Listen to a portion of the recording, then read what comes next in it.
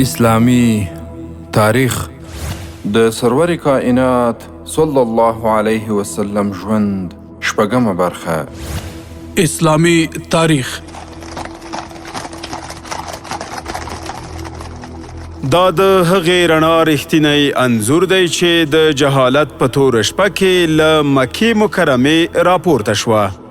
د بشریت د ستر ژغورونکي حضرت محمد مصطفی صلی الله علیه وسلم له مبارک میلاد څخه تر یوې داسې امپراتورۍ پورې چې د نړۍ په نږدې ټولو براعظمونو کې د عدالت توغ ورپاوه. الحمد لله الذي أرسل رسوله بالهدى ودين الحق ليظهره على الدين كله ولو كره الكافرون، والصلاة والسلام على من أرسل بالحق بشيرا ونذيرا. أما بعد، د امید رادیو قدرمنو اوریدونکو په ځانګړي ډول د اسلامي تاریخ خپرونې مینوالو، السلام علیکم ورحمة الله وبرکاته. هیله ده چې د ژوند په ټولو چارو کې به د الله جل جلاله د دین پابند واوسئ، آرام او سوکاله ژوند به ولرئ او د خپرونې تر پایه راسره ملو واوسئ. په همدې هیله پیل کوو د نن ورځې په خپرونه. قدرمنو مسلمانانو، ورونو او خویندو، د سرور کائنات صلی الله علیه وسلم ژوند په تیره برخه کې موږ او تاسې د هغه مغرور حسان، د هغه د تاریخي پسمنظر او ځینې پیښو په هکله او همدارنګه په دې هکله مهم معلومات واورېدل چې نصرانیت او د حبشې حکم څنګه یې منته داخل سو، او همدارنګه تاسې په تیره برخه کې د اصحاب الاخدود په هکله هم څه معلومات واورېدل، او د تیرې برخې په پای کې تاسې واورېدل چې له هغو 100,000 نفرو څخه یو کس چې د ذو ثعلبه په نوم باندې و ځان خلاص کړ، او له ځان سره دا فکر کاوه چې څنګه د خپل وژل سوي او سوځل سوي قوم د وژلو بدله واخلي. فکر وهي چې څوک کولی شي چې په دغه موضوع کې له ما سره مرسته وکړي. په دغه وخت کې د روم پاچا قیصر ورپه یاد سو چې هغه هم نصرانی دی او تر کسرا وروسته لوی پاچا او د قدرت خاوند دی. نو د روم په طرف باندې قیصر ته وررهیسه، خو ځان یې قیصر ته ورورساوه او د هغه دربار ته ورغی. قیصر ته یې وویل زموږ مرسته او کومک وکړه. د یمن پاچا ذونواس دغسې ظلم را سره وکړ. 100,000 نصارا یې په یوه ورځ په اور باندې وسوځول او یې وژل. قیصر چې متعصب نصرانی و په دغه کار ډیر خواشینی او ناراضه سه او ډیر قهر ورغی، مګر یمن ډیر لرې و. نو یې ذو ثعلبه ته وویل څرنګه چې یمن له موږ څخه ډیر لرې دی، نو زه به یو بل حل درته پیدا کړم. هغه دا چې زه به د حبشې په پاچا نجاشي باندې لیک درکم او نفر به در سره ولیږم چې هغه دې مرسته وکړي، ځکه یو خو حبشه یمن ته نږدې ده او بل نجاشي هم نصرانی دی. د ذو ثعلبه هم دغه خبره خوښه سوه. نو قیصر د ذو ثعلبه په ملګرتیا خط او نفر نجاشي ته ولیږل چې د ذو ثعلبه مرسته وکړي. خط هم نجاشي ته ورورسېده. نجاشي هم ډیر په قهر سو چې ذونواس د ده د دین خلک وژلي دي.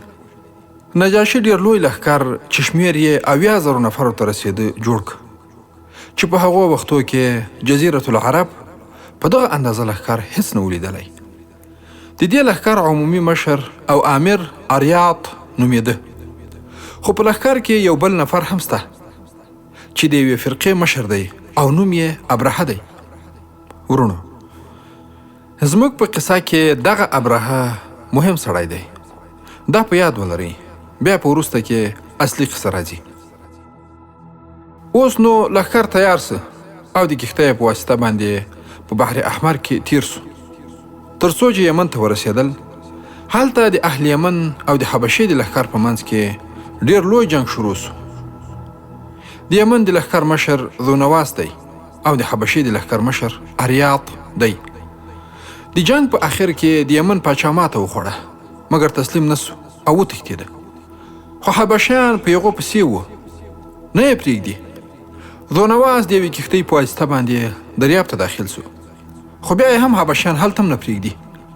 تر څو پورې سیدونواس په خپله ځان وواژه او ویل یې زه نه غواړم چې د دښمنانو په لاس باندې ووژل سم. اوس نو حبشیان په یمن باندې مسلط سو او د یمن حاکم اریات دی چې نجاشي ته تابع دی او د هغه نائب بلل کیږي. ورونو، اریات ډیر ظالم سړی و. یوازې دا نه چې په اهل یمن یې ظلم کاوه، بلکې په هغو حبشیانو یې هم ظلم کاوه چې د ده ملګري وو. تر څو خلک د ده له ظلمه ډیر په تنګ او ناراضه سوه. ابرهه چې د اریات په لښکر کې یو فرقه مشر و، په دې ظلم او ستم نه و راضي. نو د لښکر دننه یې د اریات مخالفین پیدا کړل او په اتفاق سره یې د اریات په ضد باندې د جنگ اعلان وکړ. اوس د حبشې لښکر په دوه برخو باندې تقسیم سو. د اریات او ابرهه لښکر د جنگ لپاره ځانونه سره تیار کړ او دوه لښکره مخ په مخ باندې د جنگ لپاره سره ودرېدل. په دې وخت کې ابرهه اریات ته نفر ورولېږه او ورته ویې ویل راسه چې اول زه او ته خبرې سره وکړو. یو وارې به دواړه بې له اسلحې سره کینو او بحث په سره وکړو. بې له جنګه به د حل لاره پیدا کړو.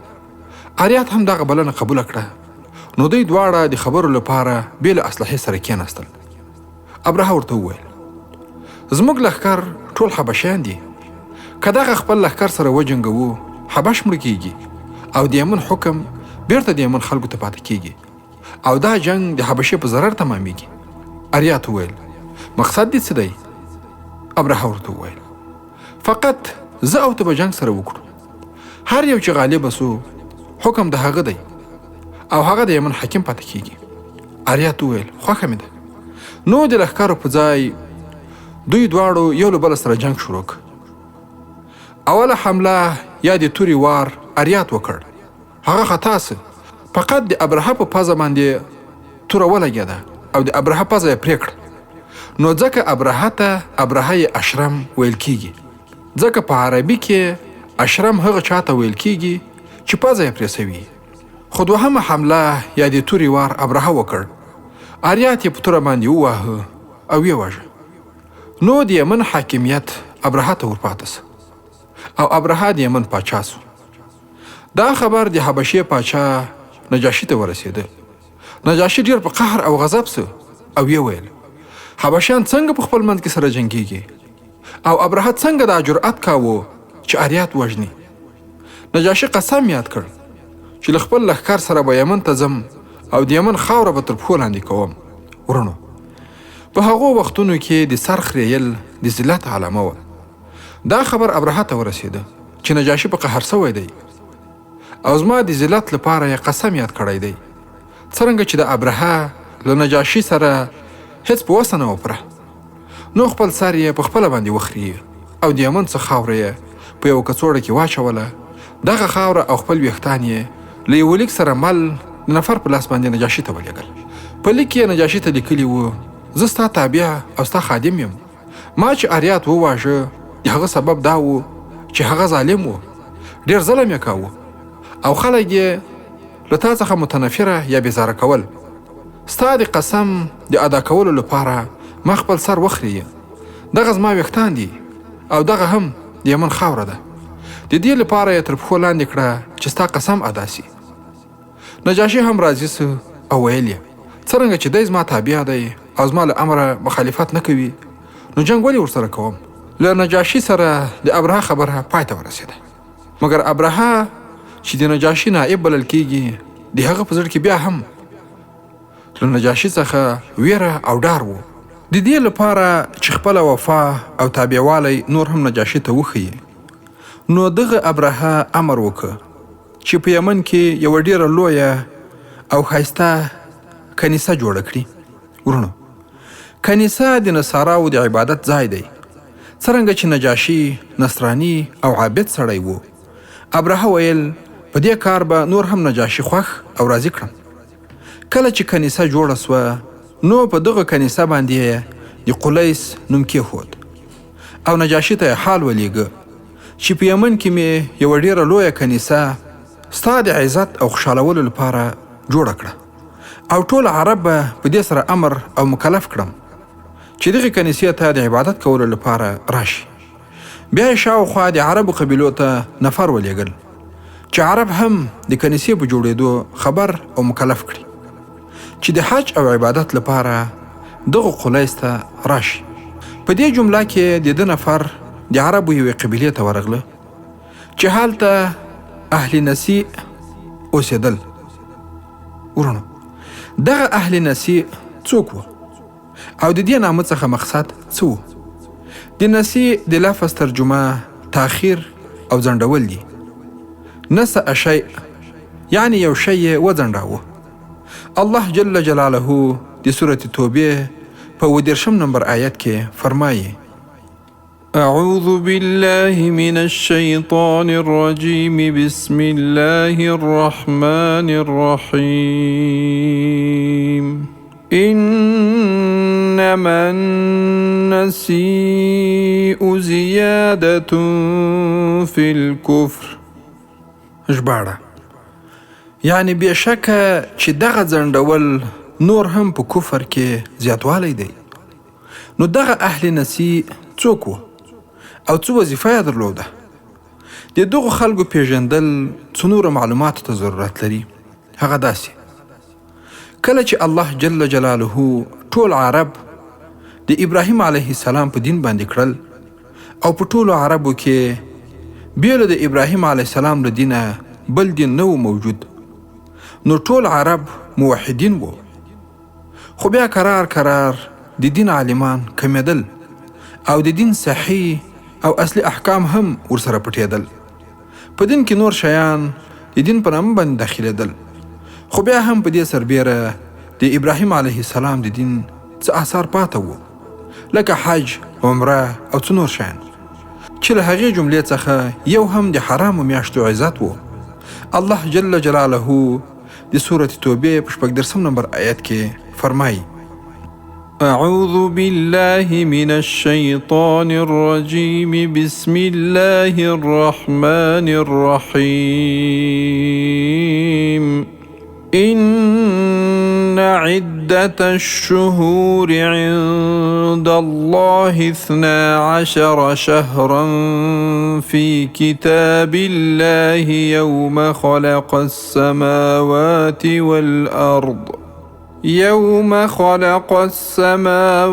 والأرض منها 4 حرم. ژباړه: یعنی بېشکه چې د الله جل جلاله په نیز په هغه ورځ چې ځمکه او اسمانونه پیدا کړي دي د میاشتو شمیر د الله جل جلاله په کتاب کې 12 میاشتې دي چې د هغو 12 میاشتو څخه 4 میاشتې حرامې دي. الله جل جلاله د خلکو د حساب لپاره 12 میاشتې پیدا کړي دي چې د هغو میاشتو څخه الله جل جلاله د ابراهیم علیه السلام په دین کې په 4 میاشتو کې جنگ او تجاوز منع کړی دی. دغو 4 میاشتو ته اشهر حرم ویل کیږي، یعنی حرامې میاشتې. او هغه 4 حرامې میاشتې چې په هغو کې جنگ او تجاوز منع وو هغه دا دي: رجب، ذوالقعده، ذوالحجه او محرم. اوس نو په دغو 4 میاشتو کې جنگ او تجاوز حرام او ناروا وو، مګر له خپله ځانه څخه دفاع جائزه او روا وه. او په عربو کې چې په دغو حرامو میاشتو کې هر جنگ پیښ سوی دی هغه جنگ ته حرب الفجار ویل کیږي، یعنی د فاجرانو جنگ. ځکه دا کار د الله جل جلاله په حرماتو باندې تجاوز وو او دا کار فاجرانو کاوه. د فجار جنگونه 5 دي، یعنی عربو په خپل ټول تاریخ کې په دغه حرامو میاشتو کې 15 واره جنگونه کړي دي. او د فجار په 5م جنگ کې رسول الله صلی الله علیه وسلم هم ګډون یا اشتراک کړی دی. دغه جنگ هغه وخت پیښ سو چې د حوازن قبیله په حرامو میاشتو کې په مکه مکرمه باندې حمله وکړه او قریشو د خپل ځان څخه د دفاع لپاره له هغو سره جنگ کاوه. او دفاع خو بیا جائزه او روا وه، څرنګه چې دغه جنگ د رسول الله صلی الله علیه وسلم تر بعثت او رسالت څخه مخکې وو او رسول الله صلی الله علیه وسلم هم په عمر کم و، نو په دغه جنگ کې خپلو کاکاګانو ته غشي ورکول. په حدیث شریف کې راغلی دی چې رسول الله صلی الله علیه وسلم فرمایي ما د فجار په ورځ د حوازن په حمله کې خپلو اکاګانو ته غشي ورکول. نو عربو د ابراهیم علیه السلام له دین سره موافق په دغو 4 میاشتو کې جنگ او تجاوز نه کاوه. خو له بله طرفه د عربو ژوند او کاروبار په جنګو ولاړ و. که جنگ نه وای خواړه نه وو. یوې قبیلې به په بلې قبیلې باندې حمله وکړه، د هغو خوراکي مواد، سامانونه او حیوانات به یې په غنیمت باندې اخیستل او بندیان به یې ځینې نیول چې هغه بندیان به یې بیا د مریانو په قسم باندې خرڅول. دغه جنګونه د دوی ژوند، تجارت او کاروبار وو. هلته د ځنګله قانون وو، هر زورور به کمزوری خوړ. بې له جنګه د دوی ژوند په لوږه او مسکنت تېرېده. څرنګه چې بدني لحاظ باندې په دغو 4 میاشتو کې په دوی جنگ منع وو او دوی بې له جنګه ژوند نه سوای کولی. خو بیا هم رجب یوازې 1 میاشت وه. دوی د جنگ څخه صبر کولی سوای، مګر هغه نورې 3 میاشتې ذوالقعده، ذوالحجه او محرم دا نو پرله پسې وې. دغه 3 میاشتې جنگ نه کول دوی ته سخت تمامېدل. نو یې د دغه مشکل د حل لپاره یوه لاره وسنجوله چې هغه د حل لاره داسې وه. عربو یوه قبیله وټاکله او هغې قبیلې ته یې د میاشتو د اړولو واک او اختیار ورکړ. یعنی دغه قبیله کولی سي چې 1 میاشت په بله میاشت سره واړوي. مثلا دوی کولی سوای چې د محرم میاشت چې جنگ ورکې حرام دی سفر وبولي، نو جنگ جائز او روا سو، او بیا د سفر میاشت د محرم میاشت وبولي. خو دغه د میاشتو اړول یوازې اهل نسیء کولی سوای. دا د بل چا کار نه و. ورونو اوس مو چې اهل نسیء وپېژندل، بیرته به هغه خپلې کیسې ته راوګرځو. کله چې د ابرهه امر دغې د اهل نسیء قبیلې ته ورسېده چې تاسې به د حج او عبادت لپاره قلیس ته راځئ، یعنی هغه کنیسې ته چې ابرهه په یمن کې جوړه کړې ده. دغې قبیلې سره وویل ابرهه قلیس جوړ کړی او غواړي چې دغه قلیس د کعبې شریف په عوض د خلکو د حج او عبادت لپاره ځای وګرځوي. خو دا کار هیڅ امکان نه لري. نو د دغه اهل نسیء څخه یو نفر یمن ته ولاړ او قلیس ته ورننوت. په هر قسم سره چې و یو فارغه او فرصت وخت پیدا کړ او په قلیس کې انساني ضرورت ادا کړ، یعنی ګندګي او مرداري ورکی وکړه. په هغه مرداري سره د قلیس ټول دیوالونه ولړل، ټوله کنیسه مرداره کړه او سړی وتښتېده. دا خبر شاوخوا نشر سو او په خپله ابرهه راغی. دغه ښایسته منظره یې ولیده. ډېر قهر ورغی او یې ویل دا کار چا کړی ده؟ خلکو وویل دا کار د اهل نسیء د قبیلې څخه یو نفر کړی دی چې دغه قبیله د کعبې شریفې ډېر عزت کوي. ابرهه چې کعبه شریفه تر اوسه پورې نه پیژندله وی ویل کعبه څه ده؟ خلکو وویل کعبه یو له ډبرو څخه جوړه سوې خونه ده چې ټول عرب او نور خلک د حج لپاره ورته راځي. د یمن خلکو د کعبې شریفې په باره کې ابرهه ته نور معلومات هم ورکړل. ابرهه ته دا معلومه سوه چې تر څو پورې کعبه شریفه موجوده وي د ده قلیس ته څوک د حج او عبادت لپاره نه ورځي. نو ده د کعبې شریفې د نړولو یا ورانولو اراده وکړه چې باید کعبه شریفه ونړوم.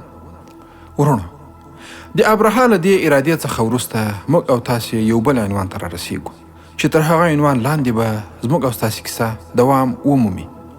هغه عنوان دی د فیل کال او د اصحاب الفیل قصه. اوس نو ابرهه د کعبې شریفې د نړولو لپاره د یو لوی لښکر د جوړولو امر وکړ. ده به ویل چې غواړم کعبه شریفه ونړوم. لښکر تیار او آماده سه. ابرهه د لښکر سره له یمنه د مکې مکرمې په طرف باندې رهي سه او خپل زوی یې د ځان نائب او د یمن حاکم پرېښود. ابرهه په خپل لښکر کې په نورو فیلانو سربیره یو بل ډېر لوی فیل هم له ځانه سره رارهي کړ چې په دغه فیل یې د محمود نوم ایښی و او دا اراده وه چې په دغه فیل سره به کعبه شریفه ورانوم. په لاره کې د عربو قبیلې د ابرهه مخ ته راووتلې، غواړي چې دی له دغه کاره څخه منع کړي، ځکه د عربو قبیلې د ده تر حکم نه وې لاندې. د عربو له مشرانو څخه یو مشر چې نوم یې ذو نفر و یو لښکر جوړ کړ او د جنگ لپاره د ابرهه مخ ته ووت. خو د ذو نفر لښکر دومره نه و چې د ابرهه سره وجنګېږي، نو خود د ذو نفر قبیلې ماته وخوړه او په خپله ذو نفر اسیر ونیول شو. نو ابرهه دی هم له خپل لښکر سره رارهي کړ.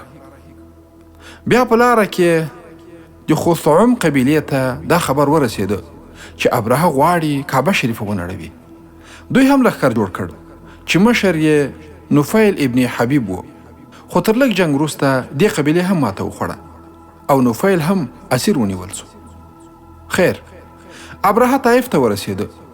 اهل طائف چې د ثقیف قبیله وه د ابرهه څخه وویرېدل چې خلک به مو ووژل سي او طائف به په خرابه بدل کړي.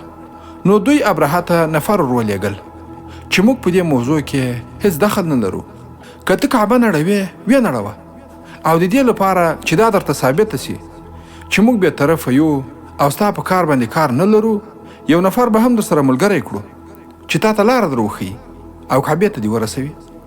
د طائف د خلکو څخه یو نفر چې نوم یې ذورغال و په خپله خوښه د ابرهه ملګری سو چې د ده لښکر ته لاره ور وښیي.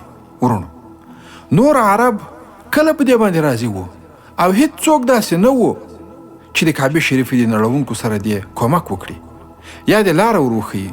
خو دا یو لوی خیانت و چې ذورغال وکړ. ذورغال د ابرهه سره ملګری سو او د مکې مکرمې لاره ورښیي. کله چې دوی مکې مکرمې ته نږدې شول، ذورغال په لاره کې مړ سو او هلته د مکې مکرمې او طائف په منځ کې ښخ کړل سو او د ده قبر د عربو لپاره د ډبرو ویشتلو ځای وګرځېده. یعنی هر وخت به چې عرب دلته تیرېدل د ده قبر به یې په ډبرو باندې ویشت او ویل به دا د خپل قوم خاین دی. حتی که عرب تر اوسه پورې د یو خائن لپاره مثال راوړي نو وایي فلانی ذورغال دی، یعنی خپل قوم ته خیانت وکړ او دښمن ته لاره ور وښودله. ورونو، په نننۍ زمانه کې هم د مسلمانانو په منځ کې ډېر د ذورغال په قسم باندې داسې خاینان شته چې هغه له مسلمانانو سره خیانت کوي او د اسلام له دښمنانو سره د یو څو مادي ګټو په خاطر باندې مرسته او کومک کوي او د خپلو مسلمانانو په مقابل کې په ډول ډول توطیو، فتنو او دسیسو کې برخه اخلي. که چیرې دغسې کسان مسلمانان پیدا کړي نو د ذورغال قبر خو خلکو په ډبرو باندې ویشت. نو معلومه خبره ده چې داسې کسان چې د اسلام په ریښو کې د اسلام د دښمنانو مرسته او کومک کوي نو دوی باید د مسلمانانو له منځ څخه لیرې شي، ورک او نابود سي. او که چیرې داسې کسان د ذورغال کیسه اوري نو د هغه له مرګه وروسته د ذورغال قوم د ټولو عربو په شمول باندې تر نن پورې ذورغال ته ښه وویل که بد. حتی عرب به چې په هغه لاره باندې تیرېدل د ده قبر به یې په ډبرو باندې ویشت او په خاینانو کې د خاین یو لوی مثال ورته وګرځېده. ابرهه د مکې مکرمې اطرافو ته ورسېد او هلته د مکې مکرمې ساربانانو د قریشو اوښان څارل. د ابرهه لښکر دغه اوښان واخیستل او د خپل لښکر ځای ته یې بوتله. په دغو اوښانو کې 200 اوښان د عبدالمطلب وو چې دغه عبدالمطلب زموږ د پیغمبر محمد مصطفی صلی الله علیه وسلم نیکه دی او په دغه وخت کې عبدالمطلب د مکې مکرمې عمومي مشر او رئیس و. ورونو، دا چې د دې برخې پای ته راورسېدو، پر روانو برخو کې به تاسې واورئ چې ابرهه له کوم بد برخلیک سره مخ کیږي او همدارنګه تاسې به یمن ته د فارس یا فارسیانو د داخلېدو په هکله او له دې سره سره د سردار الانبیا صلی الله علیه وسلم تر ولادت مخکې نورې پیښې هم واورئ ان شاء الله تعالی. وصلى الله تعالى على خير خلقه محمد وعلى آله وأصحابه أجمعين.